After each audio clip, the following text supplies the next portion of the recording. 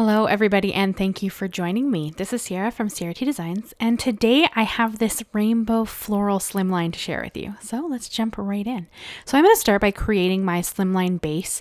I like to use my small trimmer. I mean, you could use a 12 by 12 trimmer and it would make this a lot easier, but I use my small trimmer and I take a 4-inch section off of my standard piece of cardstock so that I end up with an 8.5 by 7-inch piece of cardstock, and then I score it at the 3.5 inch mark, making my card base 3.5 inches by 8.5 inches.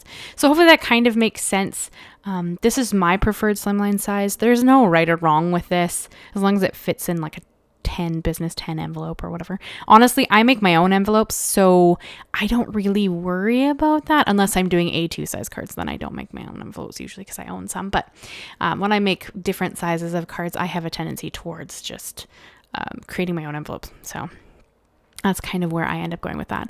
So that is my base that I've created. And then I cut out 2 pieces of HammerMill cardstock. The only reason I cut them down is so that they would fit easily through my switch. So you don't need to. It was just that, I mean, if you had bigger plates, I have bigger plates. I just like to use the little ones because then they don't have to go so far on my desk. But you don't have to trim this down. I just did because it was just easier to go through my die cutter.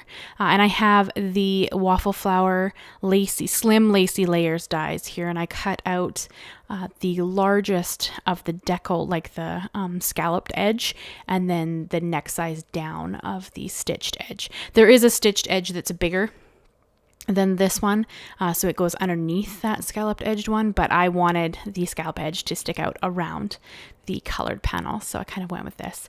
And then I brought in I believe this is Pink Fresh. Yeah, it is Pink Fresh's Diagonal Stripes Slim Stencil, and there's already Pixie Spray on the back of this from the last time I used it, so I didn't have to worry about it like shifting, although I am going to blend on an angle so that I don't have to worry about ink going under excuse me, going underneath the stripes and then kind of obscuring the image.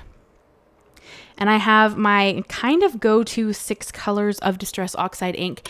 I brought in Broken China instead of, usually I'll either go Peacock Feathers, which is slightly more green, or Mermaid Lagoon, which is slightly more blue. I thought I'd try the Broken China just for fun because I'd never used it before. So I'm going to use Picked Raspberry into Carved Pumpkin, then into Squeezed Lemonade, Twisted Citron, Broken China, and then Wilted Violet.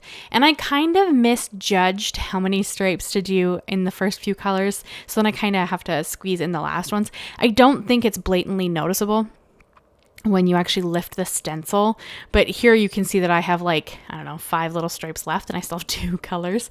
So I did kind of misjudge that, but honestly, I don't think it really is eye-catching in the design. I don't think that it's like, oh, look, there's more than one, there's more of that color than that color. I don't think it's super blatant, so I don't think it really matters. And then I finished off with Wilted Violet.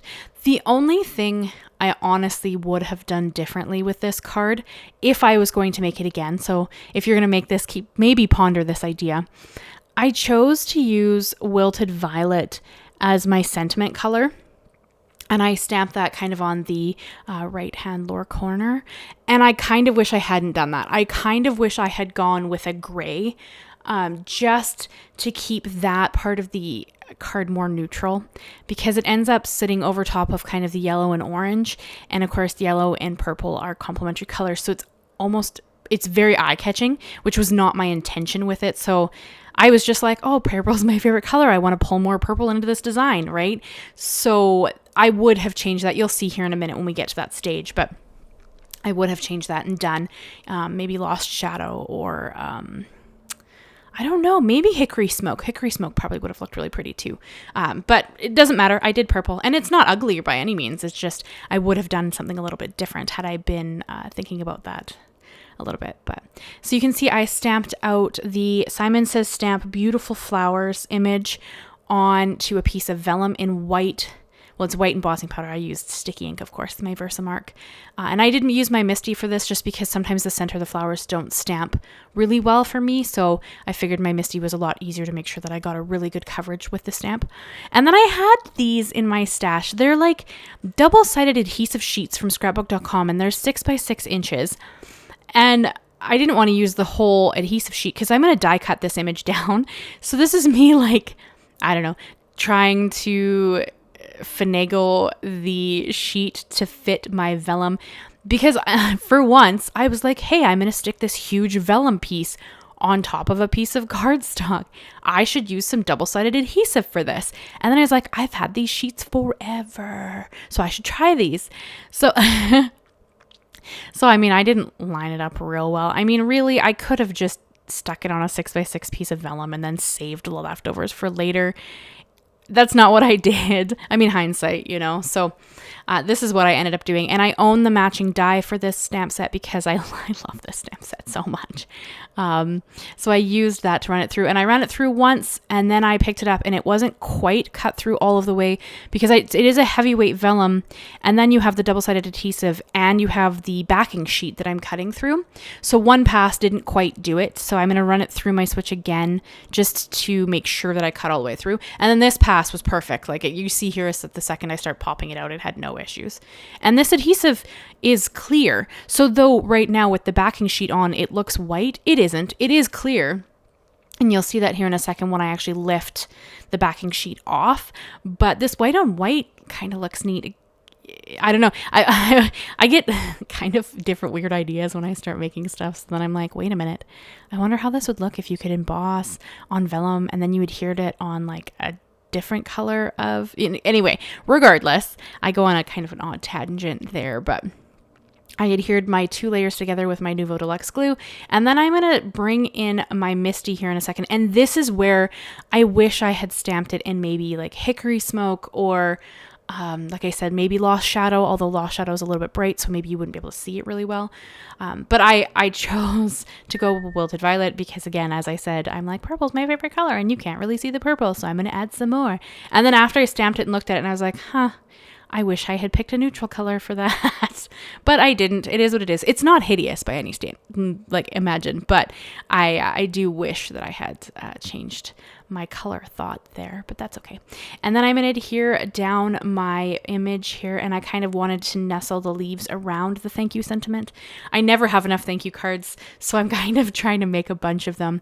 When people send things to my PO box, I like to respond with a card and just a message from me because I love that people want to reach out. So I never have enough thank you cards on hand. So this is just kind of a fun way to keep more and more on hand. So yeah, if you are interested at all in writing to my PO box, the address is in the description down below. It is like the first part. So yeah, if you're at all interested, it does take me a little bit to write back. I'll be honest. I get a little behind. And also I like to show the cards that are sent to me or whatever cards, letters, whatever. I like to show them in the end of my vlog videos. So I forgot that in the last one because I got distracted with Mexico and being sick, so I didn't show any cards in the last vlog, but generally I do sit down and show the beautiful stuff that's being sent to me to my PO box so that you guys can see it too, because it's just the talent out there is just phenomenal and I want to be able to share that with you guys. So but yeah, so I just brought in a couple of the Studio Katia Vanilla Luster Fusion sequins because they are my like favorite neutral sequin. And sometimes you just need a sequin. Like I like how they look. I don't know. I go back and forth between these kind of see-through rainbow-y sequins and then pearls. Like that seems to be my biggest go-to. But I love how this card turned out. Although again, I think I would have gone gray for the sentiment, but I mean, hindsight's 50-50. So I think the card turned out really pretty on its own, but I would love it if you'd leave me a comment, leave me a like, and consider subscribing if you haven't already. I do new videos every Monday and Thursday. Thank you so much, guys, and I will see you again very soon. Bye-bye for now.